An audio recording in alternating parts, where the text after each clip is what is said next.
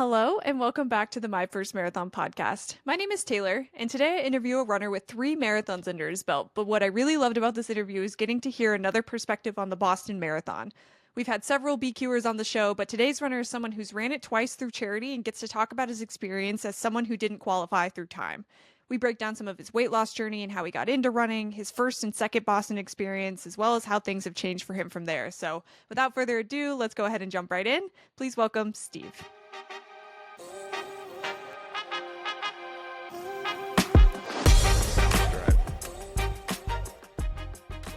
Steve, thank you so much for coming on the podcast this week. I'm really excited to break down your story today. How's your weekend going so far? So far, so good. Just kind of came back this morning from a 7 mile run, so it's nice to be sitting in the AC now and ready to, talk. Awesome. Awesome. Well, looking forward to, like I said, hearing what how you made it into this crazy world in the first place. But how'd you get started on your running journey here? So from 2021, I was just over 300 pounds. So I kind of wanted to start living a better, healthier lifestyle. So my first year from 2021 to 2022, I kind of spent the time focusing on diet, nutrition, and exercise, and um, ended up losing just about 90 pounds by June of 2022, which was kind of like my 1 year mark. And at that point, that's when I kind of went out and ran my first 5K. Kind of in between that, I did a lot of walking during the beginning stages of my little journey. And then I started boxing for a little while, which kind of helped with a lot of cardio work. Then when I was starting to do the boxing, some of the different programs they were doing in there uh, asked you to kind of like, hey, go out and run a mile or go out and run, for like 10 minutes and just kind of work on your cardio. So I started doing that, and at the end of 2021, I told myself I wanted to run 4 5K races and I wanted to do 3 Spartan races. So that was kind of where that kind of took off. March of 2022 is when I started training for my first 5K. One of my friends kind of took me out with him, and we went running on the weekends on the rail trail, and kind of just started out going out a mile, coming back a mile, go out a mile and a quarter, come back a mile and a quarter, which definitely helped, I think, with my training process and got me ready for my first 5K in June of 2022. And that's kind of where it all Awesome. started. It was more of trying to make some better, healthy lifestyle changes and keep myself motivated to keep moving forward. Yeah, that's great. I think we've joked on the show a little bit about how running either finds you or you find kind of some intrinsic reason to get to running. So it sounds like the overall kind of getting back into movement and that sort of thing was what brought you here, which is great. And this friend, was he a runner himself, or was he going through this process for the first time with you? He was more of a runner than I was. He ran before a lot, but he kind of would take breaks. So Uh-huh. he did the 2018 Marine Corps Marathon, I believe. And then kind of after that, he just kind of stopped. And I think he was just kind of like every so often would go out for a run. And then once I started going through this, weight loss journey and started trying to run, and when I was talking to him about it, he's like, hey, I'll go with you for a run. So he kind of helped, took me under his wing to get me ready for my first race. Sure. Yeah, so it was your idea to get going and maybe Yeah, got him motivated. That's yeah, I awesome. was never into running before. I've tried a couple of times, never enjoyed it until like, I think once I started being able to challenge myself and once I lost some of the weight, it was a little bit easier to do, obviously, than before when Sure. I've tried. But I think I've, taking it at my own pace and starting slow, it definitely helped me enjoy it more so than I did before. For sure. Yeah. And if you remember, like, why running in the first place? There's a lot of forms of cardio. Obviously, you were kind of at a place where it sounds like you were looking for cardio in general. But why running specifically? Do you think? So a lot of like the boxing, when I was doing the boxing program, they had a lot of it was running. Mm, They wanted you to kind of do a lot of running in that really helped with the cardio, especially interval running. When for the boxing, it's typically like 2 or 3 minute rounds. So it was kind of like, hey, go out and run as fast as you can for like 3 minutes, then kind of slow down for a little bit, then do another 3 minute push. So that was kind of one of my reasons for wanting to get into the running, was to help with my cardio for boxing as well. Gotcha. Cool. Cool. Well, I'm curious about the kind of 0 to 5K pipeline. What was it like starting to put on miles and build a little bit every single weekend? It was great. I think just for myself and seeing myself being able to progress over time. Uh, Yeah. Going out every weekend, mostly running, like so on the rail trail. I would do in my neighborhood a couple times during the week, and I would struggle. You get in, you run the rail trail and it's nice and flat, which is kind of good and bad. But then when you start running in the neighborhood and you start throwing a little bit of hills, it gets difficult. But it's nice and challenging. So I feel like every week it kept getting better and better and progressing over time. So I think that was, for me, was what kind of helped, was being able to kind of just see that progression over time. For sure. Yeah. Do you remember how long it was from like day that you put on shoes and started running to 5K? Like how long did you give yourself? So I started training for my first 5K in March, and I Mhm. ran in June. So that Okay. was about 3 months almost Yeah, of I think training. that's perfect. Um, yeah, it was, definitely good times. I'd go out at like 5:30 in the morning and try to beat the heat, especially, Yeah. come May, June. So that was always a good challenge, and just kind of getting it up and over with. Yeah. What did you feel like during that point? Like your lifestyle is completely changing at that point. So what did you feel like was kind of like clicking into place for you that time at that point? Like mentally, physically, what was all clicking into place for you? Um, I would say, and I think just that motivation of like, hey, I can do this. Like, you see, I wasn't out there trying to run, 6 minute paces. I think my first 5K, I think I was running when my training started, it was like 35 minutes. Hmm. And then I started progressively getting a little bit faster and faster. And then come the 5K race, like I said, it was more hilly, and more elevation than it was during training. So I was doing, I would start off great, and then I get to the hill, and I'm like, oh man, I can't do this. Like, this is a struggle. And Yeah. for me, I think it was just more of a mental game, and then Yeah. just trying to keep yourself, in it, and knowing that you can, and just take your time. Yeah. Yeah, for sure. And then race day for your first 5K. What was it like crossing the finish line for the first time? It was great. I think I it was one of my first races that, it was the first race where, and there was no medal at the end, and I didn't expect or think of medals. And I see all the medals you got behind.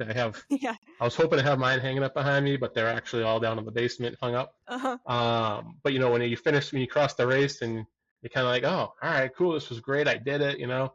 Uh, in the first couple that I did, there was no, like, medals and stuff like that.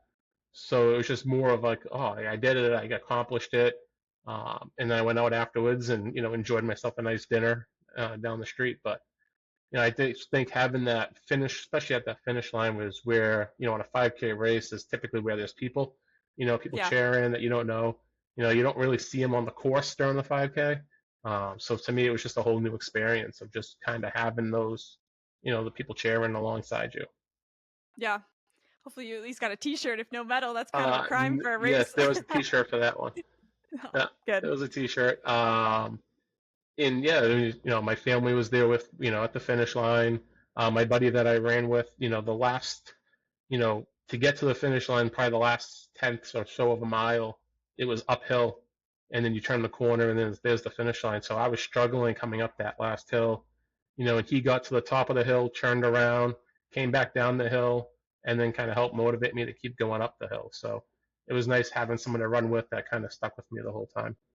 Absolutely. Yeah, especially in the beginning because it's I think a lot of it is so unknown in the beginning when you first start your race journey that you can kind of like put intrinsic doubt on yourself of I Yep, can't do this, I'm not going to finish this, but when you have somebody with you in the beginning going, "No, if you've already trained for this, you can do this. Just keep yep. pushing." It means the world, 100%.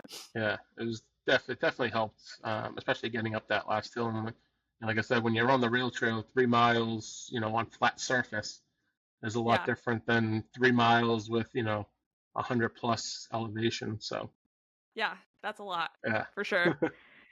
Well, cool. And then how did we progress from there? What were you thinking after those first couple experiences that kept you moving forward?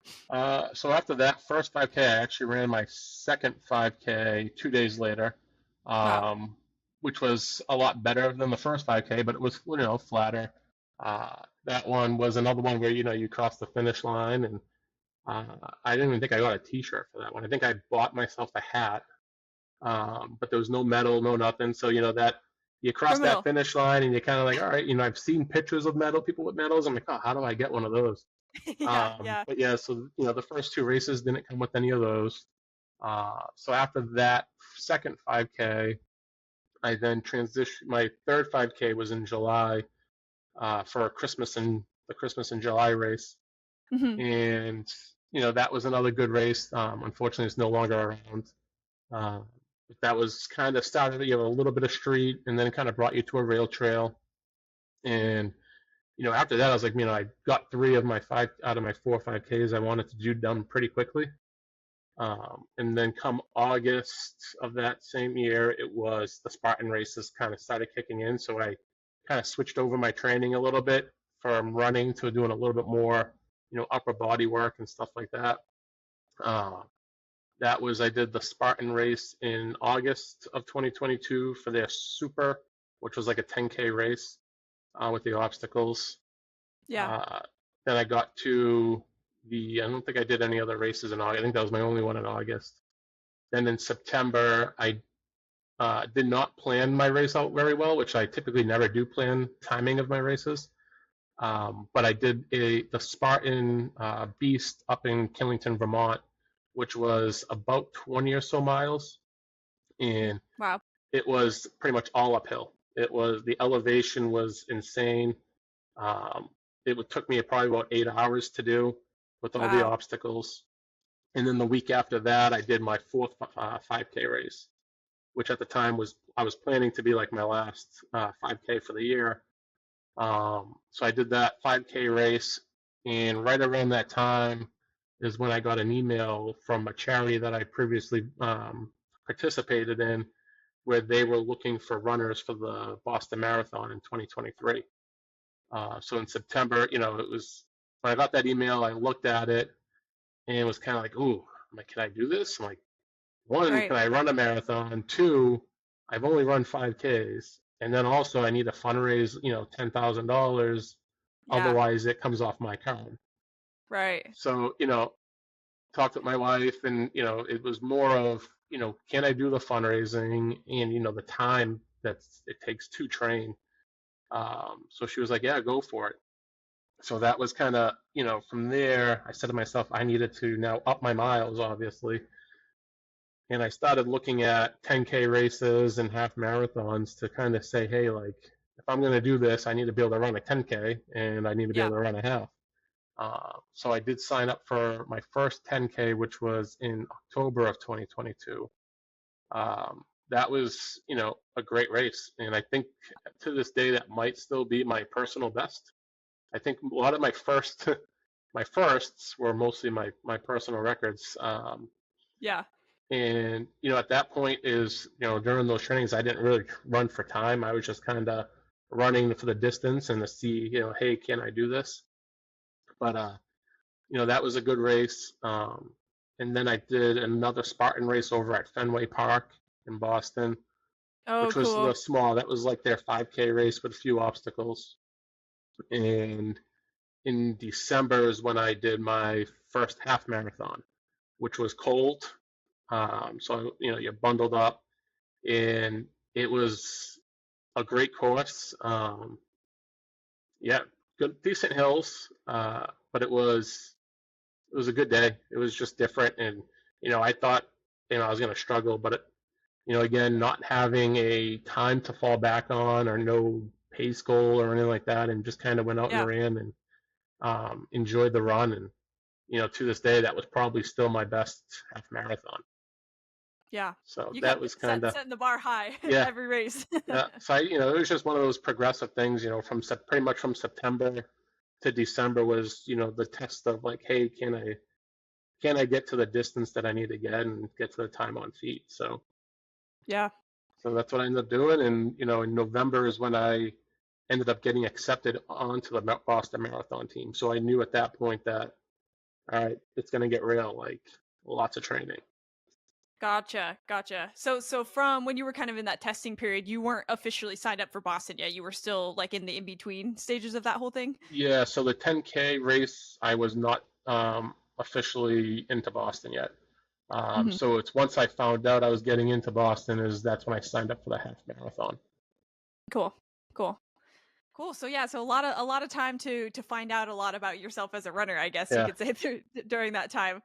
What how were you feeling? Were like did you feel like the marathon was something that was doable once you got to the half marathon point, or were you still kind of feeling a little bit of doubt at that point? I think once I got to the half marathon point, I knew I could do it. Hmm. I didn't really, and again, I didn't have like a time of like, hey, I'm gonna do this and crush it at this pace. It's more of I'm gonna go Right. out and enjoy it. Uh, Right. it's for me at that time, it was gonna be a one and done. Like this is it. I'm gonna do one marathon and I'm done. With the marathons, this was gonna be the only one. So go out, enjoy it, have fun. When I started in December, when I got in November. December, I joined down in Boston.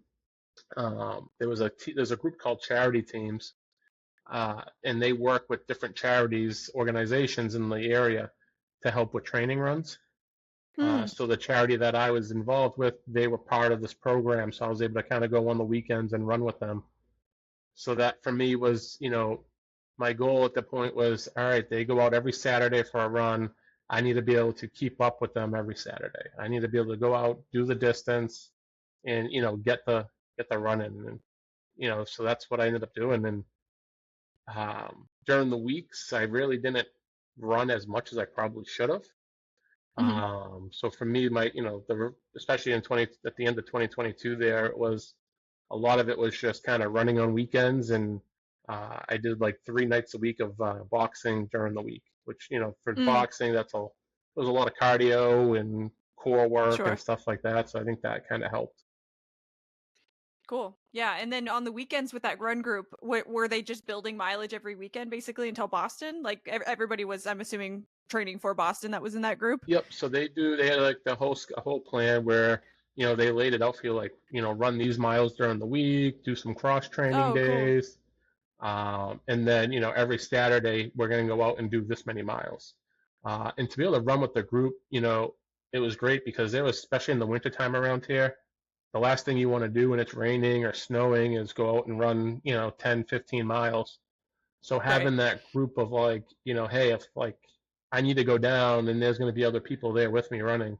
And if I don't go down, like, I missed the week and the accountability, I think having that group helped with the accountability of just getting down there. Uh, and like during the week, I'd try to run a little bit on the treadmill, but I wasn't running nearly probably as much as I probably should have. Uh, Yeah. but I think, having just knowing that every weekend I hit that Saturday miles, to me that was, all right, I can do this. Like I'm going to make it. And, uh, you know, the nerves of fundraising definitely kicked in though towards the end of the year. Cause when Yeah. at the end of December, I think I was like, I don't know, maybe at $1,000 out of the 10. And I'm like, oh Yeah. man, I got 3 months to raise another $9,000.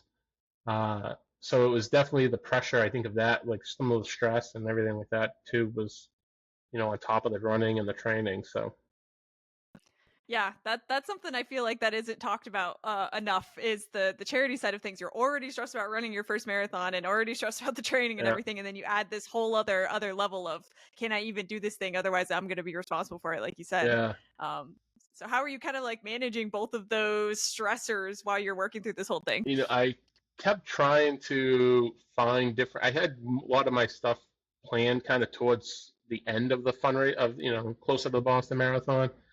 I'd go out every Saturday. I'd take pictures down in Boston, along the course and post videos and try to get different, donation kind of tactics that way.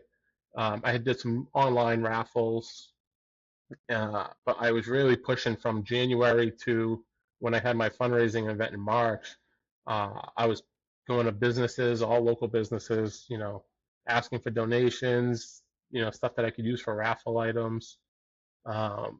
Football around here. We had the nice Patriot season, and I was like, all right, we had a Thanksgiving Patriots game, so I did a fundraiser for that, doing Nice. squares, and then I did the Super Bowl squares that year as well, and those kind of helped bring in a good portion. And then when I got to my fundraising event, that was probably the best thing I did, which sometimes I wish I did that a little bit earlier in the training. Sure, so you weren't stressing So I was a at the little end. less stressed, yeah. But, Yeah. I think, trying to balance that and just kind of knowing like, you kind of have the backing and, it was, I think for me too, it was part of it was the journey I was going on.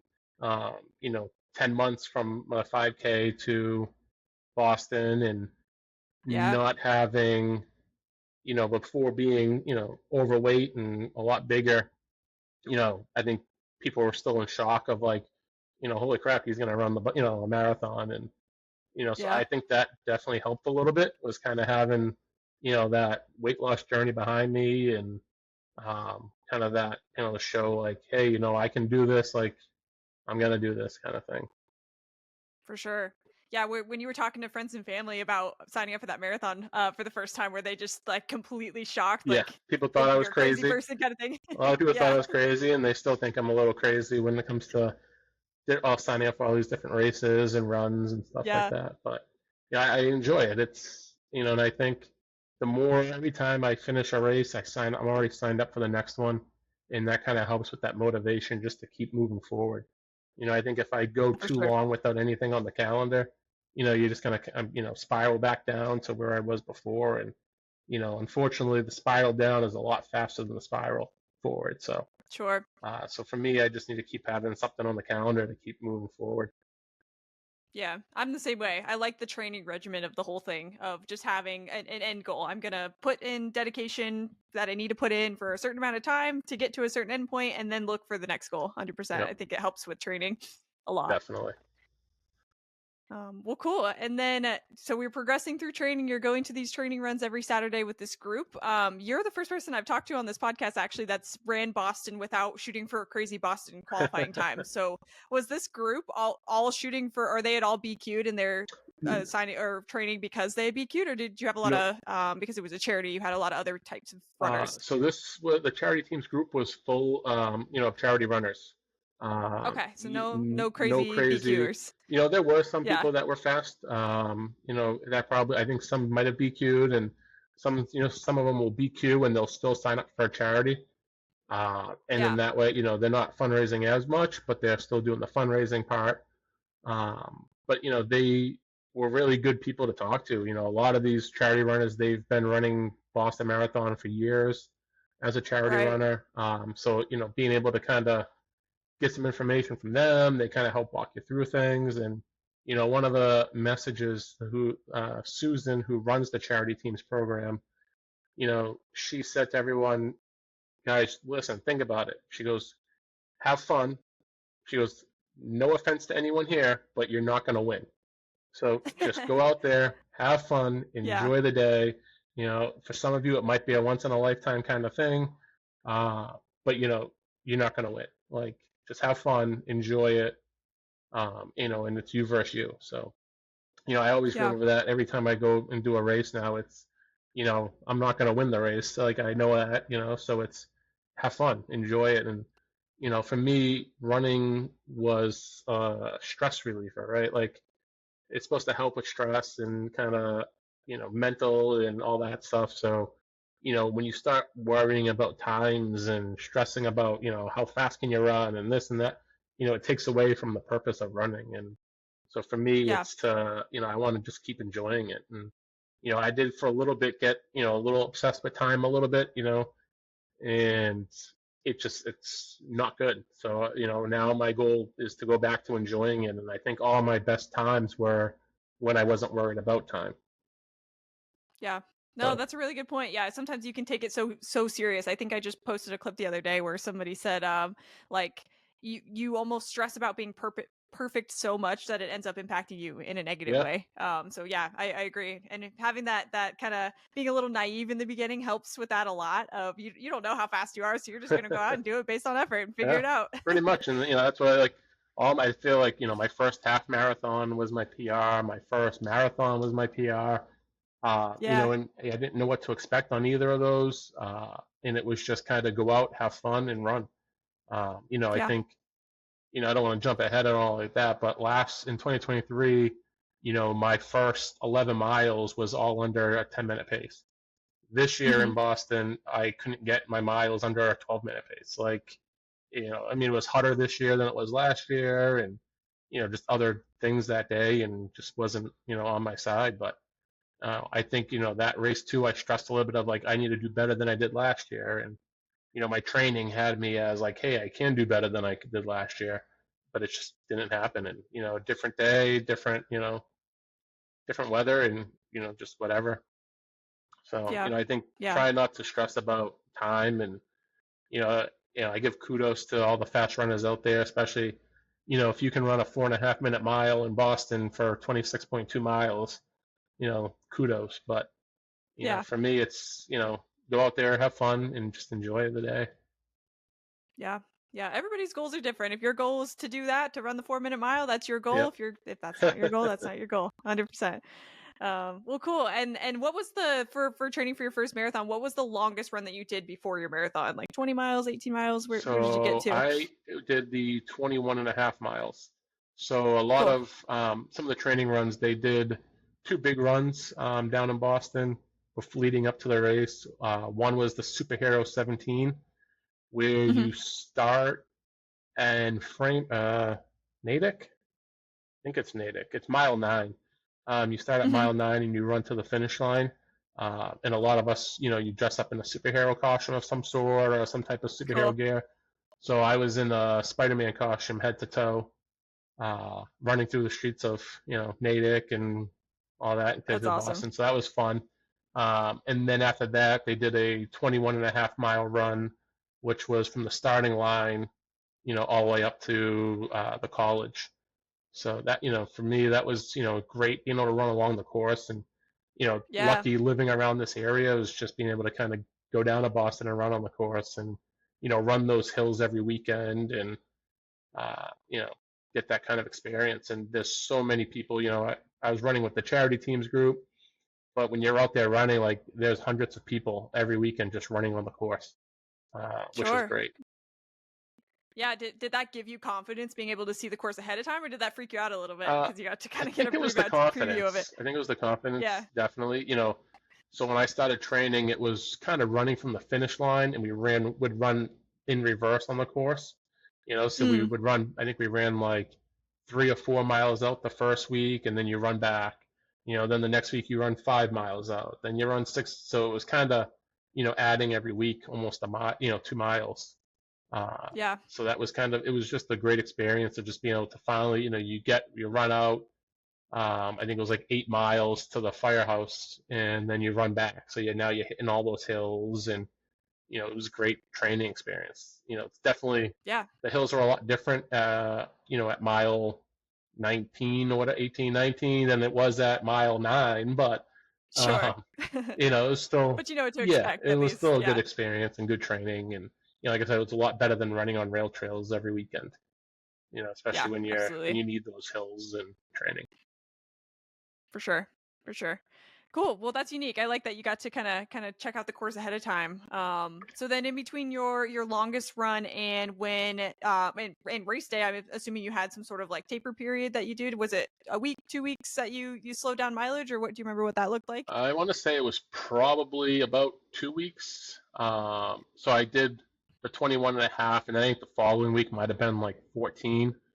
Okay. Hmm. And then I took, I didn't even take a week. I don't know if the next weekend might have been, it was the BAA 5K. So I ended up doing the 5K on the Saturday, Hmm. uh, which, it's one of those, it was funny. So the BAA 5K, I actually forgot my Garmin watch that morning, and I was Oh so no. mad. I was like, oh no. And they told us, when you run the 5K, if you're running the marathon, don't go out to PR on the 5K. Like, Yeah. that's a shakeout run. Like, don't, whatever. So I had no watch, and I was just kind of like, oh, okay, I'm just gonna go for my run, and I ended up missing a 5K PR by like 20 seconds, Oh, and jeez. wasn't Just on the purposely. I field. wasn't paying attention to pace because I didn't have anything on me tracking it. And I told myself, man, I'm like, if I had my Garmin watch, I probably would have pushed myself for a PR that day. But it Yeah, was just, it's funny because I wasn't really running 5Ks at that point. It was just marathon training, and I think my right. last race was January.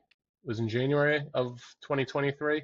I did a 10K, and then that was it. After that, it was just marathon training. I didn't do any other races or anything like that in between, just because I wanted to Yeah, stick to that weekend schedule. yeah. Yeah, so that's funny. Almost not having your watch, maybe was a good Yeah, thing. pretty It kept much. you from pushing too hard. Yeah.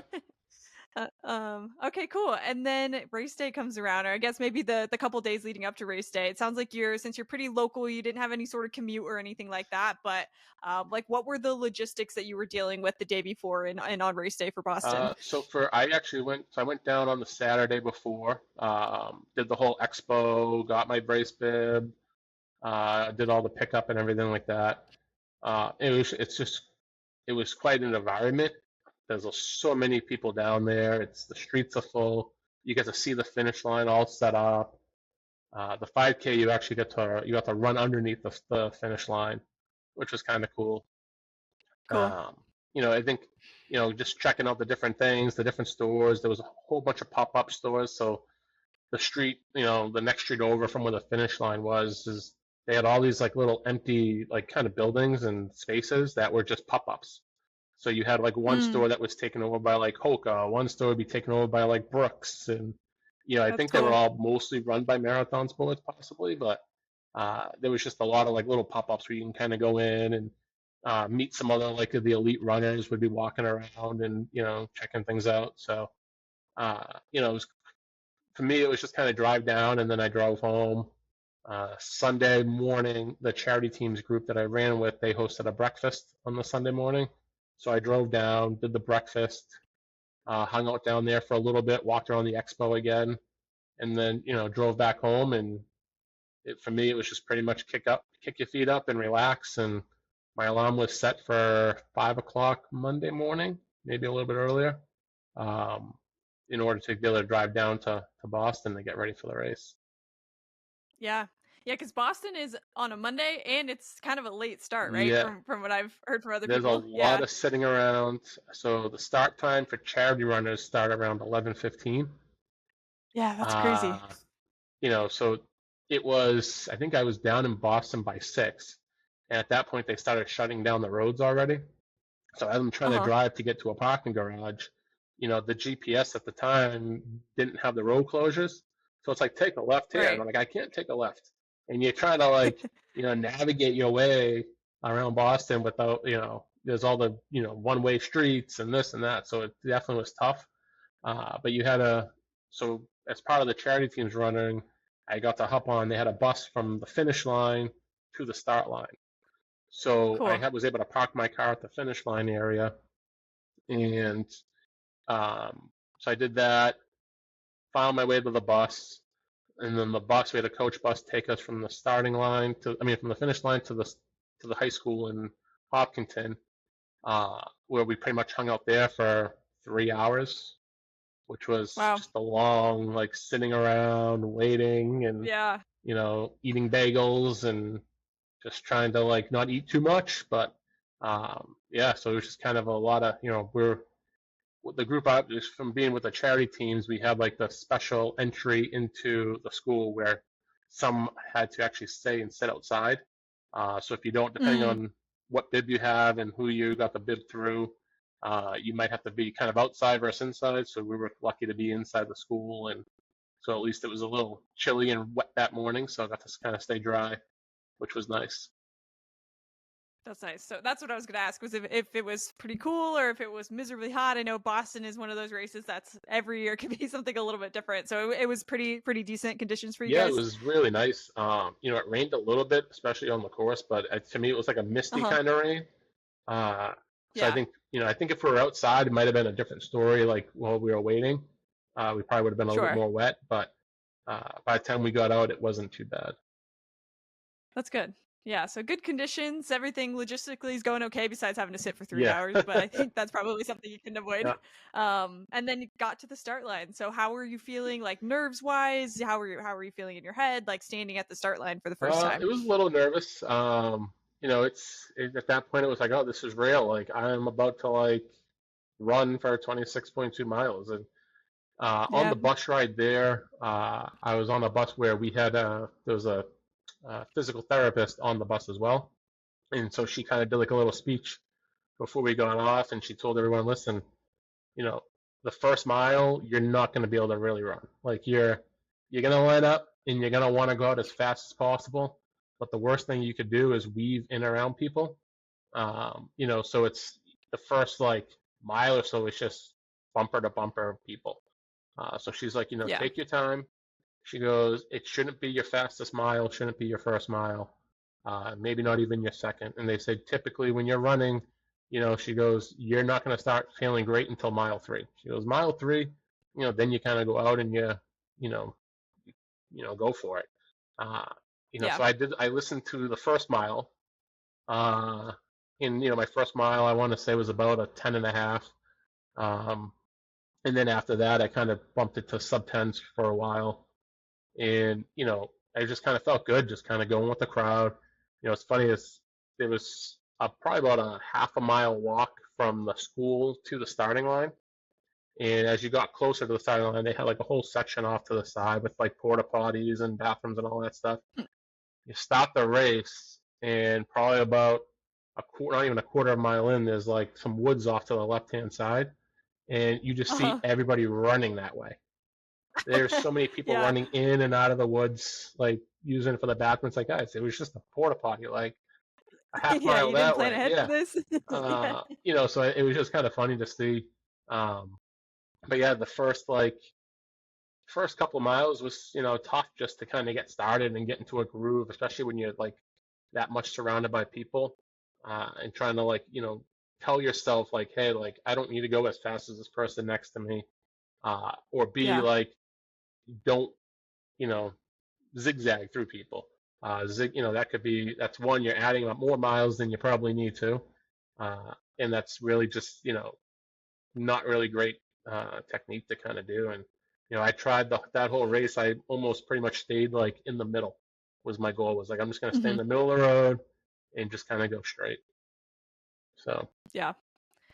Do you think that would have been the plan if that physical therapist hadn't, like, planted that on your no, head? Like, had you heard that before yeah, her? probably not. I think, even now, like any race you kind of go to, it's like you in your head, you're like, all right, I'm gonna try to do a negative split this, in this race, and I'm gonna start slow, Right. and then as soon as that starting line goes off, people start running. The person next to you is like takes off fast, and you're like, ooh, I can do that too, and you start taking off fast, and it's Yeah. definitely, I don't know, I haven't figured out that technique yet. Sometimes I feel as if I start slow, I'll stay slow the whole time, versus if I start fast, at least Mm. I can get some quick miles in and then slow down. So I haven't Mhm. mastered yet that whole like, I try to compare and contrast, like, hey, what can I do? What really works best for me. So, but it's definitely hard, Yeah. like, to keep yourself with that mentality of, I'm going to start slow. Especially when there's so many people running with you and they don't start slow, if they don't have that same mentality, and it's like, oh, well, like I can keep up with this person, like let me keep running. So Right. sometimes having that vision tunnel of like, hey, this is just me versus me, that's it. Go at your own pace and kind of do your own plan. Yeah. And it's tough for big major races. I haven't ran one myself, but just talking to people on the podcast about it, it's tough for those races too. To like, you want to be involved with the race environment and the people and the adrenaline and all that, but that can also pick up your Yeah, pace a little bit. So you have to kind of like check yourself, be present, be in the moment, but check yourself that you're not letting that impact your pace and stuff like that. yeah. I think the first few miles there was a decent crowd, especially at the start line. And that Hmm. environment just kind of like hypes you up and wants you to, you just want to get moving. Uh, and then Absolutely. pretty much all throughout the course, I want to say there was probably about two or three spots maybe where there was like a dead zone, where there's no one there wasn't a lot of people, spectators, just because of, the location, and it was just kind of like no sidewalks and stuff like that. So I think, Yeah. during those spots, you're kind of just like looking around, and you're like taking it all in, and like, oh man, like this is crazy. And I had the Shocks headphones, the Open Run Pros, which was nice because they kind of sit outside your ear, and I was able to kind of still hear the crowd. And then during those dead spots, I was able to listen to my music. So it wasn't, I was talking to people leading up to the race, and they're like, "Oh, don't wear headphones when you run the race. Enjoy the crowd." Or people are Yeah. saying, "Oh, wear headphones because it's gonna be, you're gonna need that music." And so it was just nice having those because I was able to hear the crowd when the crowd was there, and then when the crowd wasn't, you were able to hear your music still, which was nice to kind of keep that Yeah. going. Uh, Keep something to keep you yeah, going for I sure. definitely need the music. I have not been able to run without it yet. I know some people will go out Yeah. there and run, no music. I just can't do that. I need something. I'm the same Yeah, way. Yeah. Race day, I'm a little better. I can like take them out for periods of time, like you said, when the crowd's a little bit better or something yeah, like that. But definitely for training and in those dead spots, I'm not a listen to my thoughts kind of runner yeah. either. No, no. I can listen to my thoughts, but I need the music first, and then my Right in yeah, the background, yeah. yeah. Well, cool. And then what point in the race did you feel like you went from like I'm feeling good, I'm feeling strong, awesome, to okay, I'm feeling a little fatigued? I feel like there's always a point where we kind of hit that. Maybe not the wall necessarily, Yeah. but a fatigue point. I definitely started slowing back down again, probably around mile 11. Um, Hmm. and it was just kind of, legs cramping a little bit, trying to, I didn't bring water with me. To me, I Hmm. was kind of more relying on the water stations. So that's kind of where I was getting my water. And, I had my fuel, but I just kind of stuck to the water tables and stuff like that. But, it was just getting to that point where, your legs they're getting tired. And I think, for the fact that I did have, a good amount of the sub tens for a little while, which was probably a little bit faster than what I probably should have been doing. But it Hmm. was, it just felt good when I was doing it. So I just kept, going for as long as I could. And yeah, I think it was like around mile 11, I started slowing down a little bit. But I was still able to kind of keep that, 10-ish mile pace for a while after that. Uh, and then Yeah. it was really kind of, and like I said, it was certain points where you'd have the crowd and you're kind of amped up from the crowd, and that would carry you for a while. I had a couple of friends that were train hopping along the course, so they would kind of follow Mm. me on the tracker, so I'd see them a few times, which was kind of fun. And then I had, Yeah, that's my great. family was all stationed up around mile 17, I believe. So my goal was like, hey, like I'm getting there. I got to get to mile 17, and I'm gonna make it. And so it's kind of just having that, knowing that there was people out there too, and where they were was nice because I was able to kind of like gave me something to look forward to. Yeah, yeah. Especially I think 17 is a great spot because that's usually where people start to like the race starts to Yeah. turn. Maybe you start to feel the wall a little bit at that point. So that's great. So you got a little boost from Yep. them. And then what was 17 to 26 like? It was tough. It was definitely some points where it was kind of like, oh man, like, can I keep going? Like, can I keep doing this? And Yeah. it was, I had a few other people closer. I think it was like around mile 20 something. I think there was some people that was like the last group that I saw that I knew. Um, and then after that, it was pretty flat. So at that point, and I ran a lot of that part of the course every week. So I knew where I was. I knew how much time I had left. And, in my head, I was like, all right, I can do this. I just keep going one step at a time. And, you would look ahead and try to find different spots and be like, all right, I have until like I'm gonna try to speed up until this point, and then I'll kind of slow it down again, and then speed up again. So I kind of had these little like landmarks that I was kind of utilizing to try to get myself to move forward. And then Yeah. once you got into Commonwealth Ave, and by the time for me I was around my marathon time that year was like a 4:47, so there was still a decent crowd out, and a lot of the crowd at that time were already a few more beers in than the earlier crowd that I saw, so they were a lot more Yeah. hype and a lot of fun crowd. So yeah, I think having that out there was great and definitely helped move me along. Yeah. Yeah. Crowd support's huge. Did you have your name written on your Yep. bibs so they were yelling your name Yeah, and so everything they had too? it on the charity group. They had them printed on the shirts. So the singlet I had my Cool. name on it, which was great. Yeah. That's awesome. Cool. And then what was finish line like? What was it like crossing the finish line at It Boston? was crazy. It was, like it was so packed, that whole area, the Yeah. crowd, the spectators, and then even like the finish line shoot, of runners, and that last whatever it is, tenth of a mile or so, it's you're full on like, all right, I'm going like as fast as you can, and it was just a crazy experience, and everyone, people are cheering you on, someone's coming up behind you, they're like, keep going, you got this, and cheering you on. Yeah. I think it was definitely a great experience, and probably like, will always be for me like my favorite race and my favorite like finish line shoot. One thing I Yeah. wish they did a little differently is once you cross the finish line, and I feel like once you cross, it's such a much longer of a walk to get out of the finish line shoot. So at that point, like, you're kind of Yeah. like, oh man, I'm ready to like, I know I got to keep walking, I got to keep moving, but it was like crowded. People are getting their medal. It's like, where's my water? Like, you had some people handing out waters, and then a little bit further, that's when you get the medal, and it's like trying to feel like you're not going to miss something at the same time. But then Right. Yeah, it's trying just to the like zoo. keep moving through that crowd of people is it was interesting. Yeah. Was it like all the finishers that finished around the same Yeah, time as so you, or were people do people just kind of there like was linger? finishers, there was volunteers. There was a Uh, lot of volunteers over at the finish mm, line, whether they're putting those little blanket things on you, and yeah. um, it was just they had some photo op places, so there was people waiting kind of in line for the photo ops with the marathon logo behind them, and it was so it was just a decent crowd of between volunteers and spectators and stuff like that. And then once a certain point came Yeah. through, like the spectators were kind of like in there a little bit, and families and Mm. stuff like that.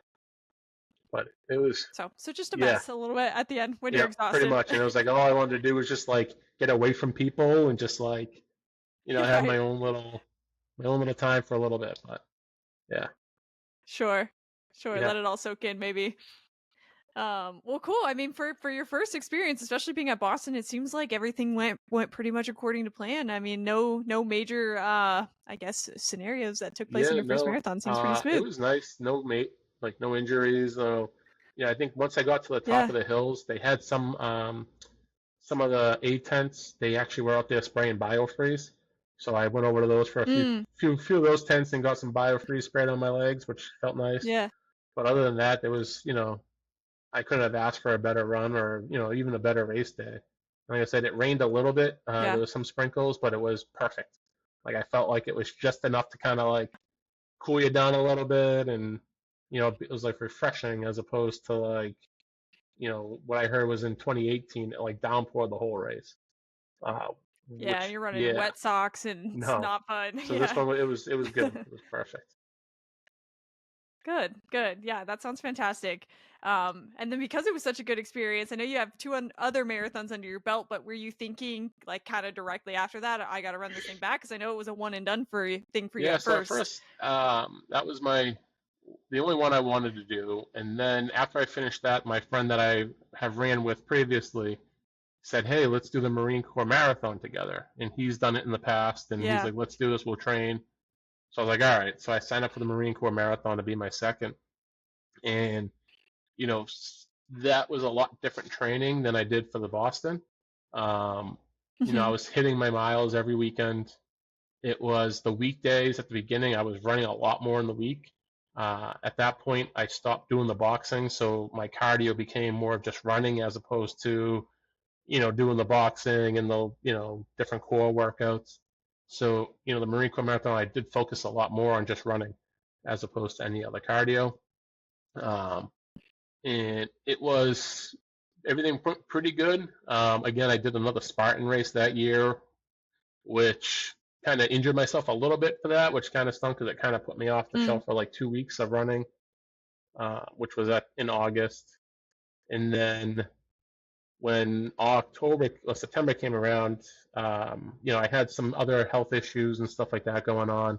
I've always had high blood pressure, and I think I want to say in like May or June of 2023, I just decided to stop taking my medicine for it, and I was like, I don't need to take this anymore. I'm good. In September, Mm. my doctor said differently, so they put me back on the medication. and I want to say I had a half marathon on October 6th. And after that, they were putting me on a new medication, which I started after that half marathon. And that half marathon was probably like my last at the time best race. And that was the Rockfest half up at Hampton Beach. So it was nice being along the Mm, seacoast, and they had a great like little after party with the band and stuff afterwards. But then after that, I started taking a new medication, and after that, I felt like everything just kind of went downhill a little bit on the runs. When I went mm, to do the Marine Corps Marathon, I had higher hopes, but around mile 2, I would say, I just couldn't keep up. I just felt like the whole time, like my chest kept getting like tight. But I told myself, I'm mm. like, I drove, it was like 6 hours or 7 hours down here. I'm like, I'm finishing this Wow. race. I'm not like, we got a hotel. I think it was like 2 nights or 3 nights at a hotel. We had, the drive down, the drive back, and I was like, you know what? I'm finishing. I am not giving up. The course there is all lines with like Marines along the entire course, which is like amazing. Right. Like, having them there cheering you on, and all the monuments.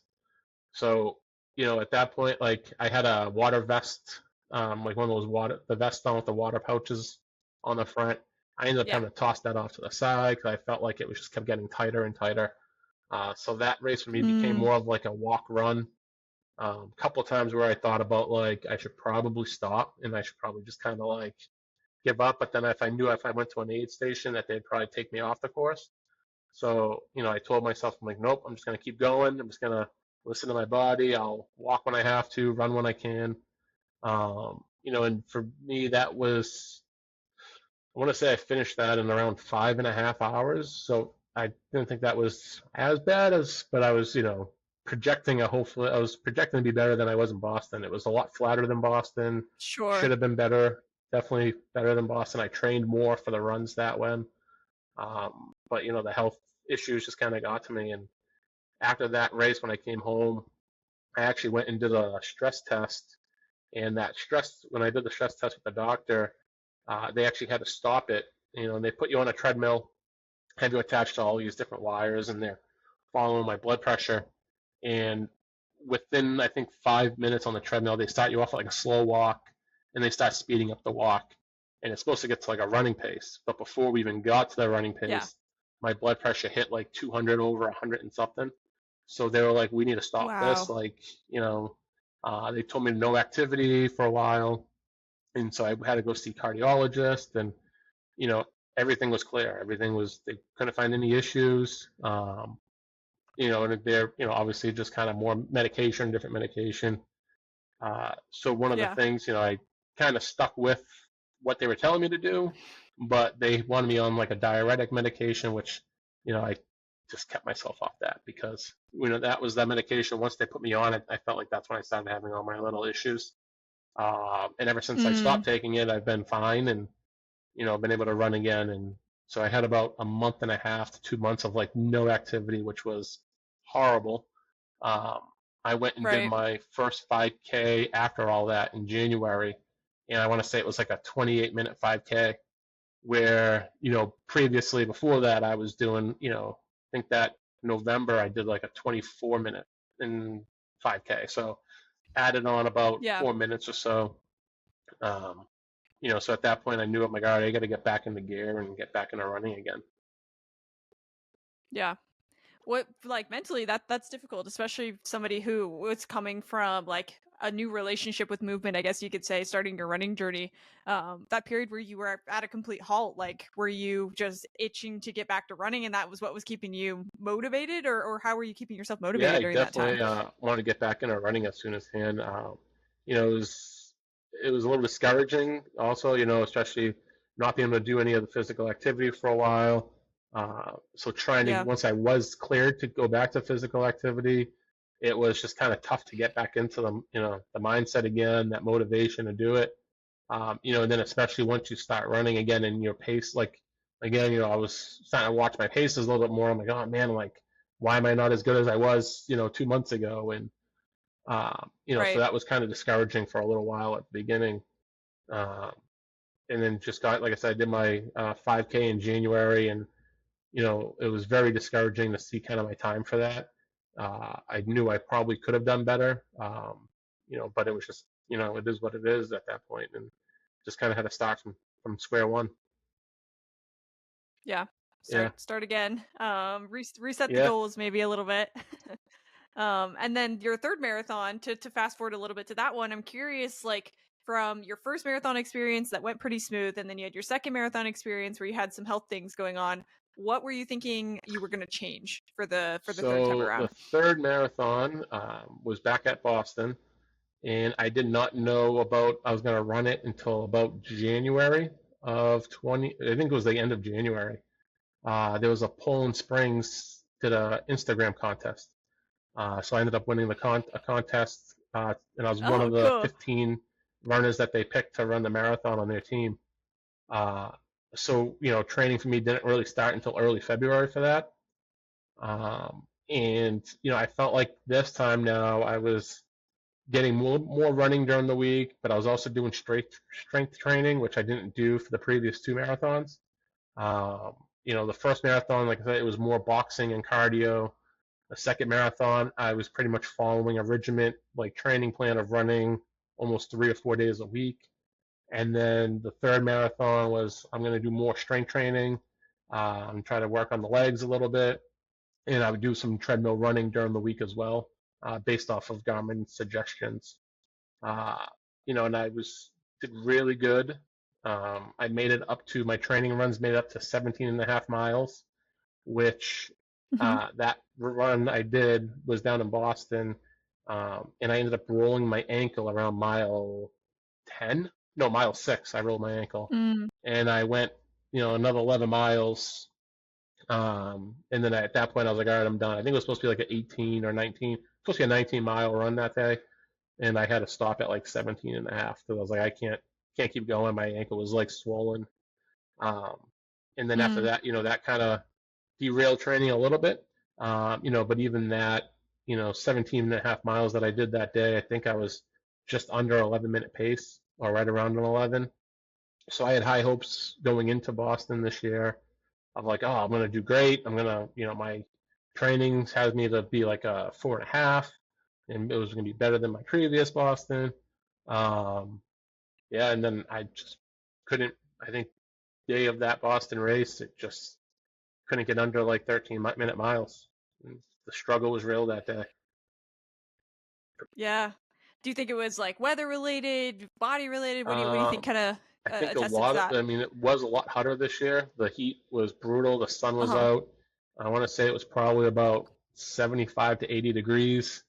No rain at all, so it was a whole lot different experience than the previous year. And Yeah. then as you are, as my pace was slower, the crowd was not as, active as it was the year before. It was just a whole Yeah. different experience. And at one point, the cleanup crew was driving the truck right behind you, and they're like beeping at you to have you move off to the side so they can get past you, and so it became really discouraging at that point. And right around then, I want to say like mile Right. 14 or 15, I almost was like, I should just stop. Like, I'm done. Like, this is miserable. This is not going the way I wanted it to go. Um, but I didn't want to quit, and I just told myself, I can't quit. I just got to keep going and just kind of deal with, whatever I get for a time, and you live and you learn. Yeah.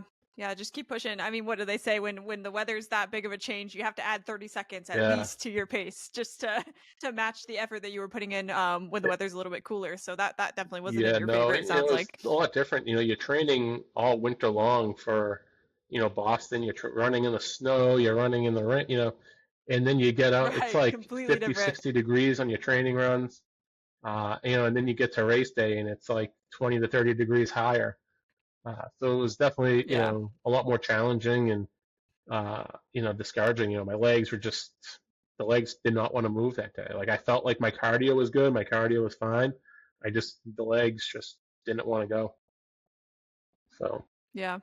Yeah, I think it's just a testament to every race being a little bit different, and some things are in your control, obviously, but I think most of it that you find on race day is not in your yeah, control. It's just the day's gonna do what the Yeah. day's gonna do, no matter what we Yep. do, you know? So, I think, I'll say Boston was my best experience.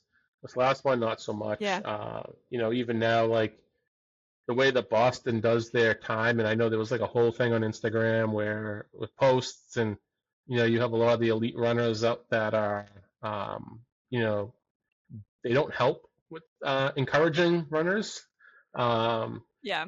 so they would say that, the slower runners don't belong on the course and, this is an elite race and not, they shouldn't have so many charity runners and, it's tough. And, I get that they shut down the streets of Boston for, a whole day, maybe even the day before a little bit.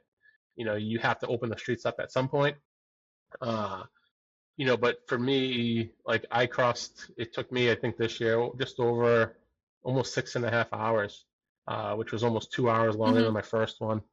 And, you know, because of starting at 11:15, I missed the cutoff time I think the cutoff time was 5:20 or something that day. And I think I crossed, like around 5:40 or something. And I missed it by 20 minutes, the cutoff Mm, time. Um, I think, it's tough because they come up with the finish, the little pamphlet book afterwards online, and it has all the Boston Marathon official finishers. And for me, I finished at, again, just under around 6.5 hours, and I'm not in that book because I'm not an official finisher. But there's someone that's, yeah. there's people in there that are at 7 hours, and they're in the book. But that was because they started at, 10 o'clock versus an 11:15. So Yeah. the way that they do it is 6 hours after the last person crosses the starting line. So if you're starting to start, if you're crossing at 10 o'clock, you have, more of an advantage time wise and length than those who start at, 11:15. Uh, so it does become a Right. little discouraging. And then when you start seeing all the different comments and stuff online from people, and there was one kid who I actually crossed the finish line with. He was going for his 6 star finisher. Like that was his sixth race, sixth major, Oh, that's awful. and he missed it by about 20 minutes too. And you know, That's it was awful. just people were saying, "Oh, well, we don't belong. You guys don't belong in these races," and blah blah blah. This should be an elite thing. If you can't finish it in 6 hours, then why are you there? And it's like I said, it's different, and every day is different. Every race is different. You can train all you want and, have a great race one day and a horrible race the next. Like, I think, Absolutely.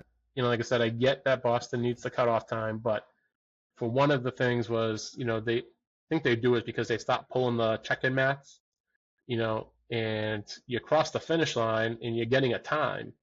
But because you Hmm. missed a check-in mat, they can't consider it official. And it's one of those things I'm like, well, all right, if I'm running a 6 hour marathon, who cares if I missed the last mat? Like, I'm not Right. winning any prizes. Like, Right. I'm not cheating to get to the finish line. Yeah. Right. It's just for Like, me. and I get it. Like, Yeah. they're probably like, oh, well, we can't, you have to make sure everyone hits each mat so that way they're not cheating. They're not taking the train. I'm like, listen, if I'm cheating and taking a train, like, I'm not going to be, I'm yeah, not gonna be I'm out going to here for be out six here a hours. lot less. So, I think, Yeah, I think they have some work to do, especially for like a race that they're for sure. trying to make, all encompassing for everybody. And I think, the elite runners who say that charity runners don't belong there, it's, I think the charity runners belong more than, as much as they do. And, um, I think it's a race for everybody and everybody should be able to have that chance to go out and enjoy it. Absolutely. Yeah, no, I agree. I think they definitely have some work to be done there. It's almost like they can't decide what kind of race they want to be. Do you want to cater to the elite Mm, people or do you want to be more inclusive? You can't have this middle ground where you're ending up excluding yeah. people anyways when you're trying to be inclusive. And I knew about the cutoff thing, but the way you described it just kind of clicked it all into place for me. Of yeah, you could have somebody that runs Yeah. slower than you that ends up Yeah. qualifying and you And I don't. mean, the That's ones that are ridiculous. like, they do the different age groups, right? So an age group that has, a 5 hour time limit, I think, I don't know if it's like 70s Yeah. or 60s or something like that, and if they start at 10 Yeah. o'clock, now they have, longer time where the charity runners who, we're not there based off of, and as a runner of Poland Springs, you're still in that like, the charity running group kind of thing. They kind of put you in that same field and wave, but they're not, where everyone's a different pace in that group. You have some fast runners in that pace, you have some slower runners, you have, runners that have never run it before, and to me, everyone's out there for a different reason. And I think that everyone belongs out there for whatever reason it may be. Absolutely. Yeah. Totally agree. I'm really glad that you brought it up, and I'm glad to have somebody on the show that I love the BQers. I love all the people that I've talked to. Obviously, everybody has different goals, like we said, but it's been really great kind of getting your Uh, perspective on the Boston Marathon as well as somebody that I went through charity. So appreciate you I kind of will going through all say, that. I think it might have been like your second or third episode with Alex Herms. Uh-huh. So Yeah. I met him in Boston at the marathon, pretty much. And it was funny, so I started Cool. following him after that, and that's kind of how I found out about this podcast. Um, but I want to say it Oh, was like funny. right before the hills. He was off to the side giving away these these pizza bites. They're like pizza muffins. And Yeah. I got a picture with them. I was like, oh, dude, this was awesome. Thank you so much. And, like going up the hills, like I was taking like mouse-sized bites. Like I felt like I couldn't eat Sure. anything, but I felt like I needed something. So like the whole time at the hill, like Yeah. I just kept taking little tiny bites. And then I had to message him on Instagram after. I was like, dude, thank you so much for this. This was great. uh, Yeah. Yeah. yeah. Saved me. But yeah, he's a fun dude to watch and see his, journey and his story on Instagram has been great too. But yeah, Yeah. No, he's great for the community of people who are yeah, not the speed racers. He's great being kind of an advocate for the everyday runner and for somebody who's just doing it for the enjoyment of running. No matter kind of what your body looks like, your pace is like. So I think we need more yes, people like him in the definitely, community for sure. definitely, but yeah, like I said, Um, that's when I started following him, and then I saw like he posted about being on the podcast. So I think the weekly may have tagged him or something like that in it, and I saw, and that's kind of how I learned yeah. about it. So, uh, Funny. That's awesome. I'm glad it's getting out there yeah, like that. Well, cool. Well, thank you again for breaking down your experiences. I know we just touched a little bit about fuel. So we could talk a little bit about what your favorite fuel options have been throughout this entire journey. Aside from pizza bagels, maybe. But what have you liked in terms of fuel for your so I experiences? never used fuel until my first marathon. And when I was training, I Mhm. started using the UCANs. Um, for me, it was great because there's no sugar. They have their Mhm. own kind of, it's like a live strong ingredient. Um, sorry, just getting my, that's, yeah, so they have a product that they call as Live Steady, uh, which is it's a little bit more carbs, but it breaks down slower into your body, and doesn't give you that like sugar rush, that most of the other gels have, Yeah. because when any sugar rush becomes a sugar crash. So that's why I kind of like the UCANs.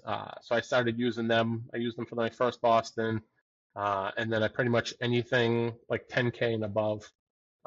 Those are kind of like my go-to gels, and um, I was lucky enough this past year to become an ambassador for them too. So that's kind of helped out a little Nice. bit. But yeah, so I've been able to kind of use them. I've started off with their gels. Recently, probably the last 4 or 5 months, I've started taking they have protein powders, and they also have the Mm, electrolyte sticks as well. So I'm kind of more all encompassed with their products now and just taking their fuel. yeah. You I said that you do. like the gels the best though Yeah, out of so I love the their stuff. gels. Yeah. Is there a So I flavor? was the strawberry banana flavor for a while. I got a sample pack which had a pineapple in there, and I was a little skeptical of the Cool. pineapple, but it was actually really good. And especially during the summer months, my technique now is depending on how many I take with me, I'll freeze half of them in the freezer the night before. Mm, That way, when I have them in my pouch in the back, I put the frozen ones kind of at the back, but it keeps all the other ones cold also. So that way, when you go to take them, you're not taking like a lukewarm gel. A nice, yeah. or they're all stuck together or something like So when I that. first started Yeah. taking them, it was in the winter time, and I was like, oh, these are great. And then I did a gel like in the summertime, my first one, and it was still good. It still did what it needed to do. But when you're trying to take it down, it was just warm. Like, it's like right next to you. Oh, You're yeah. sweating, and it's probably, it's still in a bag in the pouch and stuff, but it's like just warm. And I was like, Yeah. whoa, it's like It's not taking the like best warm texture. yogurt. Uh, so Yeah, I yeah. found the trick of freezing a couple, keep them all kind of cold, and it's been so good. That's smart. Yeah, So I like that. Cool. So you're a big fan of. And then another one I always ask about is shoes. I'll give the disclaimer since I didn't give it for fuel that everybody's yeah. journey is different. So do what you need to do for your own shoes. Do what you need to do for your own fuel. But for you, what do you So like for I shoes? started off with Hoka's. I was on the Clifton 8s for a while. So I had three Hmm. pairs of those. It was one of the ones I kind of went to, a shoe store locally, got fitted, and those kind of worked for me for a while. Then when I went back to the shoe store, they actually put me into Brooks. So I've been doing the Hmm. Brooks uh, Glycerins GTS, and then I also Hmm. just recently Yep. bought another pair of Brooks, the Hypermax, or the Hyperion Max, Mm. through Amazon Prime Day. So I'm still kind of playing around with shoes right now. I was lucky enough around Boston Marathon time this year. I'm an ambassador for Venture Endurance races also, and Reebok sent us all a pair of their new Float Zig shoes. Um, That's so awesome. then I went on like the day before the marathon. I went out to Reebok's store down in Boston and did like a shakeout run with them and wore the shoes and got some other apparel and swag. But I like their Float Zig. I wear them mostly for 5K races. They're very light and they Hmm. got a nice little bounce to them. But typically the longer runs, I've been sticking to the Brooks right now. Gotcha. Cool. I haven't heard Reebok as much. That's interesting. So is it more of like a Yeah, speed shoe, would you say, I for the think most part? their mission and their goal of this year is they've been trying to get into the running community more. So they've been coming up with Yeah. new apparel and the running shoes, and they're just trying to get more active in the running space. So it was kind of nice to, be able to be one of the first ones to get the new sneakers, which was nice. I was like, wow, Yeah. I didn't even know That's they pretty were cool. coming, and then all of a sudden, like, got like this thing, like, from my email saying, oh yeah, package is arriving, and I was like, huh, like, what's coming in? And all of a sudden, I Yeah, open I up didn't the order thing of anything. Reebok sneakers. I'm like, where did these sneakers come from? Like, I did not know. But then yeah, You're like, I'll and then the take group it. I was in for the venture endurance races, they're like, oh yeah, Reebok is sending everyone sneakers to try and post videos and stuff like that and try to advertise it on social media if you like them. So I did a couple of those. Yeah, That's so it's really been cool. fun. We'll have to keep an eye out for Yeah, Reebok up and coming in the running yeah. space. Very cool. Well, sweet. Well, I think that pretty much covers all my questions. The only thing I have left is what's coming up next for you. Do you have anything on the calendar you have your Yeah, eyes on so for right now? I'm in a run club over here called we have the Greater Lowell Roadrunners, and they host the Bay State Marathon every year in October. It was actually last year was when Chara from the former Bruins player there, that was his BQ race. So he ended up Mm. ran the Bay State Oh, last year cool. and qualified for Boston Marathon through that race. I don't plan to follow his footsteps and qualify, but I will think that will be my next marathon this year. Will be the Bay State Marathon, which is nice. It's a local run, pretty flat course. Yeah. So I think that's Hopefully you get yes. your I need redemption that. I back need from that the flat last two. course to kind of be that motivation. I think of saying, hey, like I can do this still, and get back out there. For sure. So For sure. Well, cool. Well, looking forward to seeing you start to train for that thing. And seeing you race it later in the year. That's gonna be awesome. And then for anybody else that wants to follow along with you while you're training, so where I can am they on find you? Instagram at 305 no more. Facebook, uh, TikTok sometimes. Uh, YouTube sometimes. I've been trying to post stuff on there every so often. I'm not really great with the videos, but I try Cool. to every so often get some out there. Um, yeah, and then like I've mentioned once, if you're looking for any sweet deals or anything, I got my little Linktree link on my bio on Instagram, and got some pretty good discount codes in there as well. So Cool. I'm happy to link some of them too. The UCAN awesome, one, since you mentioned that one, I can put it in the show perfect, notes as well, so people can save a 15% little bit off. on that product. So Gotta love it. That's a good one. I see 10% Yes. off pretty often. I don't see 15%, so Awesome. that's a good one. Well, very cool. Well, thank you again for walking through your journey. It No was problem. awesome Thank you for getting to having talk me. to you and getting to know you a little better. Thank you so much for tuning into another episode. If you're enjoying My First Marathon, it would mean the world to me if you could rate and review the show. And if you or someone you know has ran a marathon and would like to share your story, I have a guest form to fill out in my bio on Instagram. That username is @MyFirstMarathonPod. See you on the next one.